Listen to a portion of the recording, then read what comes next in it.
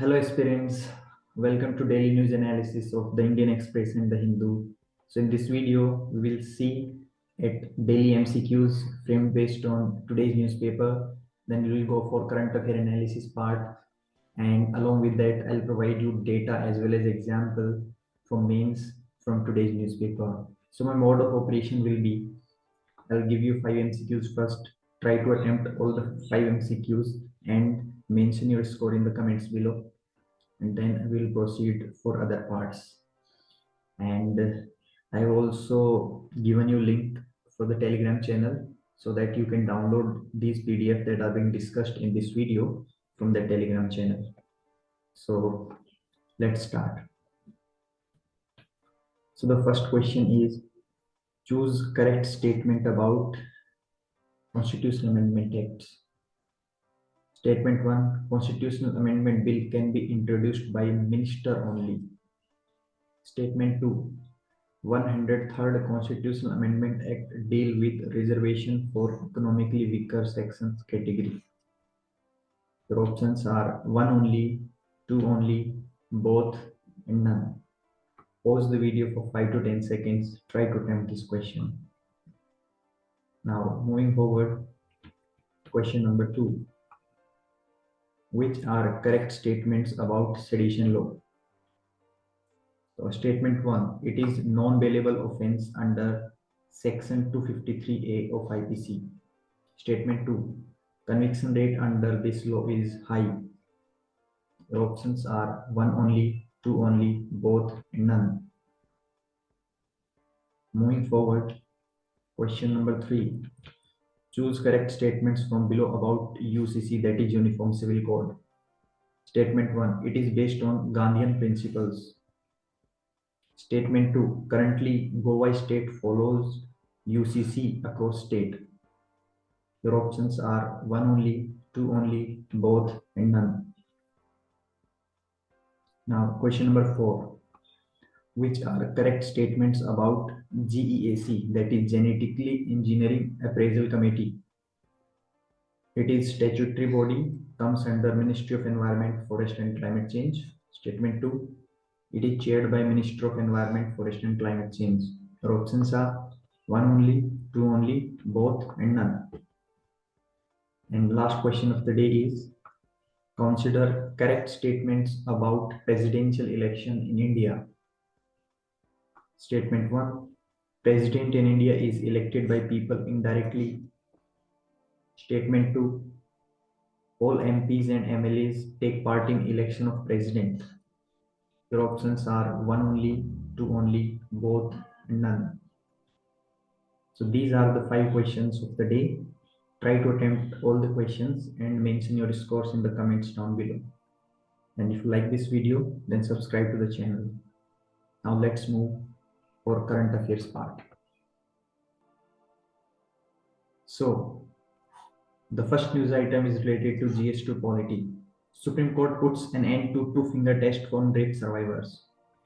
So in a progressive judgment, Supreme Court has taken decision to stop the two-finger test conducted on the rape survivors. So the sole reason behind using the regressive test on a traumatized sexual assault survivor is to see whether the woman or girl was habituated to sexual intercourse. Basically, this test was judging the character of the woman rape survivors or the woman victims and was not looking at the actual cases. Because the fault logic behind this test was that a woman cannot be believed when she said she was raped merely for the reason that she was sexually active.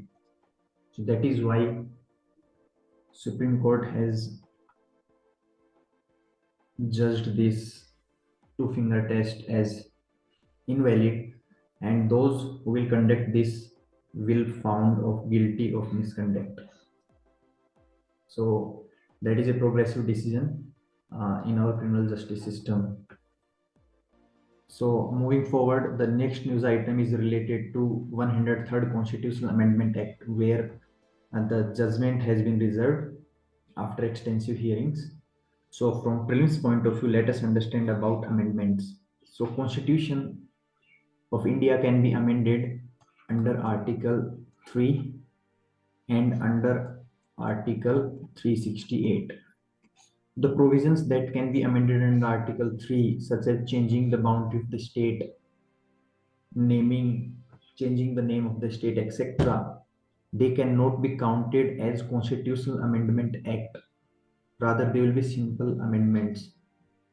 These are done by simple majority, which means majority of members present in the House. Whereas constitutional amendment under Article 368 will be termed as Constitutional Amendment Acts, which we generally come across. For instance, in this case, it is 103rd Constitutional Amendment Act, which deals with reservation for economically weaker sections. So this deals with EWS quota. Now, if you look at the processes, so under this as well, there are two types of provisions. So one is constitutional amendment without ratification by states, that is half of states, and constitutional amendment act with ratification by half of states. So those provisions of the constitution which deals with federal part, they have to be ratified by more than half number of states as well. Whereas those which does not concern with federal provisions, they are amended by parliament itself. For example, provisions under it would be fundamental rights, DPSPs, and that is why 103rd Constitutional Amendment Act was done by Parliament alone, because it was amending fundamental rights. Whereas some of the provisions under it can be provisions related to president, high courts, etc. So, to amend the constitution, first the conditions are bill can be introduced by any MP and not just minister, because constitution does not bar any of the elected representative to represent the will of the citizen, and that is why CAB, that is Constitutional Amendment Bill, can be introduced by private member as well as public member. To pass it in Parliament, majority would be special majority, which means majority of not less than 2/3 of members present and voting. Majority of not less than 2/3 of members present and voting plus majority of house, that is more than half of total strength of house. So for example, if the strength of Rajya Sabha is 250, then 126 votes are required. So this condition plus this condition both needs to be fulfilled. So this is the majority that is required for passing a constitutional amendment bill from Parliament. And if that bill pertains to any federal provision, then ratification of more than half of the state is also required. For example, GST Act, which was amended after ratification by half number of states. So this information is relevant from prelims point of view. Now, moving forward, there is another news item that pertains to sedition cases. So Supreme Court tells center not to file new sedition cases, government re-examining provisions. So the news related to sedition law has been very frequent in recent times, and Supreme Court has again asked center not to apply the sedition law presently and to look into its provisions. Why? Because as per NCRB data, the conviction rate under sedition law is very low. That is 3.3% under NCRB. So this data can be used in mains answer writing. Now, from prelims point of view, let us understand about sedition law. So sedition law, the provisions of it are given under section 124A of Indian Penal Code. So sedition means any person by words either spoken or written which brings or attempts to bring hatred or contempt towards the government established by law in India. This is its definition under IPC. Further, it is a non-bailable offense, which means bail cannot be given to the person who is charged under this law. And further, a person charged under this law is barred from government job. One cannot get government job if one is charged under it. And that is why, given the very low conviction rate, Supreme Court has asked the central government to relook into its provisions. So that is the news item. So this is relevant from prelims point of view. Now moving forward, there has been other news related to Uniform Civil Code. So recently we have come across that Gujarat has also formed a committee to look into feasibility of application of Uniform Civil Code in state. And before that, Uttarakhand has also formed a committee regarding the same. So in this respect, All India Muslim Personal Law Board has criticized this move. So from prelims point of view, let us understand about Uniform Civil Code. So it is one of directive principle of state policy under Article 44 of our Constitution, which says that state will try to ensure uniform civil code across country. So it is a form of liberal intellectual principle because it is a form of progressive idea. As you all know that DPSPs are generally classified under 3 categories, though not under Constitution, but from their provisions point of view, they are classified based on Gandhian principles. For example, Mahatma Gandhi talked about self-sustenance, village economy.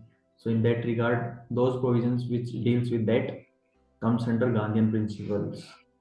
Second is socialist principle, which are welfare-based socialist measures that are inscribed in DPSPs comes under it. And third is liberal intellectual principles, which have liberal interpretation and which require more resources with time. So Uniform Civil Code comes under this category. Socialist principle, one of the example is state to provide assistance to person with the disabilities, ST, SCs. Gandhian principle based DPSP example is people participation in management of factories. So these are examples of various types of DPSPs. Now moving forward, this another news item is related to GS3 agriculture. So recently, Genetic Engineering Appraisal Committee has recommended GM mustard for commercial cultivation as India's first food crop if approved by Ministry of Environment. So in that respect, Ministry has taken decision to allow the commercial cultivation of GM mustard, that is genetically modified mustard. It is indigenously developed by Delhi University. Now this is a great step towards direction of self-sufficiency, and in that regard scientists welcome clearance of genetic modified mustard for farming. So scientist body have welcomed this decision taken by Environment Ministry. So in this respect, this news item says that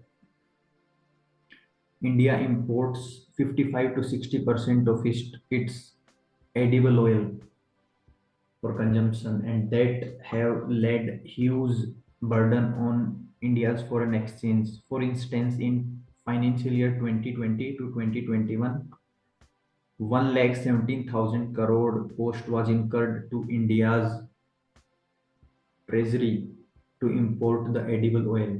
Now, as GM mustard is allowed to be cultivated, the field trials has shown that it has more productivity than conventional mustard variety, around 28% more yield, which would give boost to India's self-sufficiency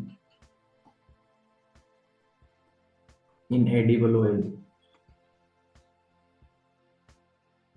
Plus, this is climate resilient as well. So this would be environmentally sustainable as well.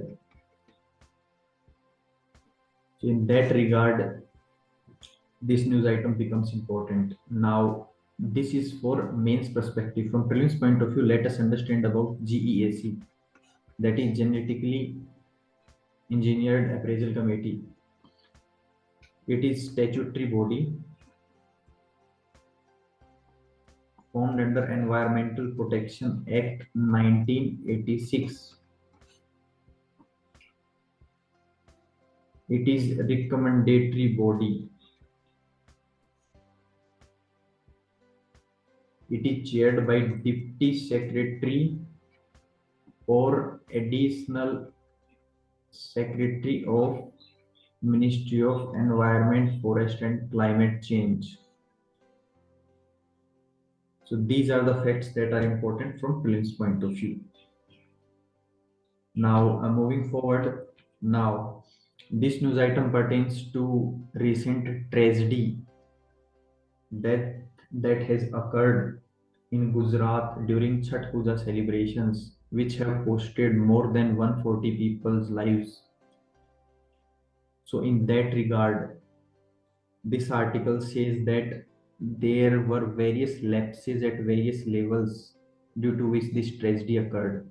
For example, the company which was awarded the contract for renovation of this bridge had no prior experience in this field. Further, fitness certificate was not given to open the bridge. So this was first mistake, this was second mistake, third mistake was there was no management on the bridge during the Chhath Puja celebrations, due to which this tragedy occurred. So all this shows poor governance outcomes. So this article suggests that the probe must be free and fair, and those who are responsible must be held accountable in this respect. So you can cite this example as a mismanagement as well as man-made disaster. This is one of the worst man-made disaster in recent India's history. Further, it also says that recently South Korea has also faced similar kind of incident where in a stampede more than 150 people were killed.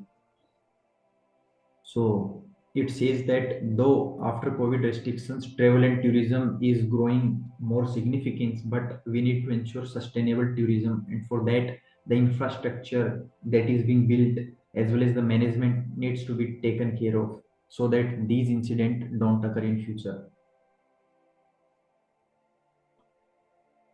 Now, last news item of the day is related to Brazil presidential election, where it says Lula da Silva defeats Bolsonaro in Brazil presidential elections. So recently in presidential elections, a left party candidate Lula da Silva, which is former president of Brazil as well, has won the presidential election. Now there is a topic in our GS2 comparing of constitution of India with various countries. So in that respect, this news becomes important. So if we talk about presidential elections of Brazil as well as India, so India is a parliamentary democracy. This is a presidential form of government. So here election of president happens directly by people.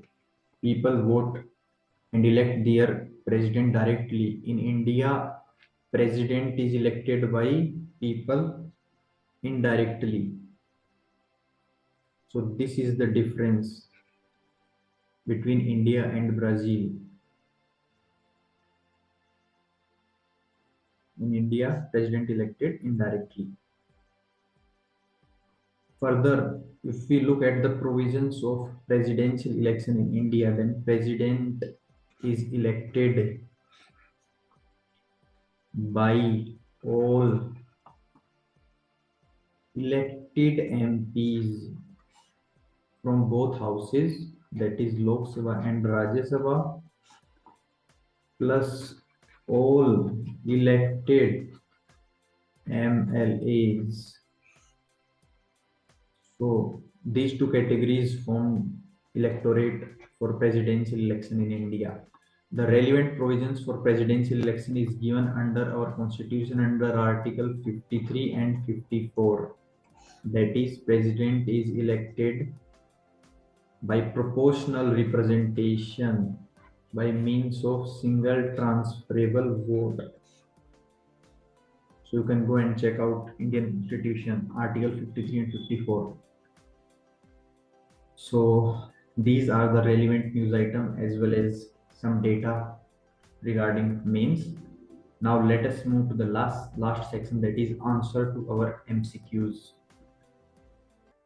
So the first question is choose correct statement about Constitutional Amendment Act. So Constitutional Amendment Bill can be introduced by minister only. That is wrong. It can be introduced by private member as well, as we have discussed. Statement 2, 103rd Constitutional Amendment Act deals with reservation for economically weaker section category. Yes, that is true. Now, comment what is 104th Constitutional Amendment Act is all about. So the option 2 is correct. Question number 2, correct statement about sedition law. It is non-bailable offense. That is true. Under section 253A of IPC. No, it is under 124A of IPC. Now this section is also very important. So comment in the section about the section 253 of IPC. So this is wrong. Statement 2, conviction rate under this law is high. No, conviction rate under this law is very low, around 3.3%. That is why there has been talks of reconsidering its provisions. So both statements are wrong. Your answer is D. Moving forward, question number 3. Choose correct statements from below about Uniform Civil Code. It is based on Gandhian principles. No. As you have discussed, it is based on liberal intellectual principles. This is wrong. Currently, Goa state follows Uniform Civil Code across state. Yes, that is true. Goa is the only state in India which follows Uniform Civil Code currently. So option 2 is correct. Moving forward, question number 4. Which are correct statements about GEAC? Statement 1, it is statutory body. True. Comes under Ministry of Environment, Forest and Climate Change. That is true. It is chaired by Minister of Environment, Forest and Climate Change. No, this is false because it is chaired by Secretary and Deputy Secretary. So statement 1 is right, 2 is wrong. Answer is A only. last question of the day is consider correct statement about presidential election in India. President in India is elected by people indirectly. Yes, indirectly, because president in India is elected by people's representatives, that is MPs and MLAs. So this statement is true. In statement 2, all MPs and MLAs take part in election of president. No, not all MPs, rather only elected MPs take part, and nominated MPs not part of it. So answer A is option A is correct. So that's all for today's news items. If you find this video helpful in your civil services journey, then like this video and subscribe to the channel. Also, I have mentioned Telegram link where you can find the PDF of the news items as well as the MCQs which I have discussed today. So join the Telegram channel and YouTube for more videos in coming days. Thank you.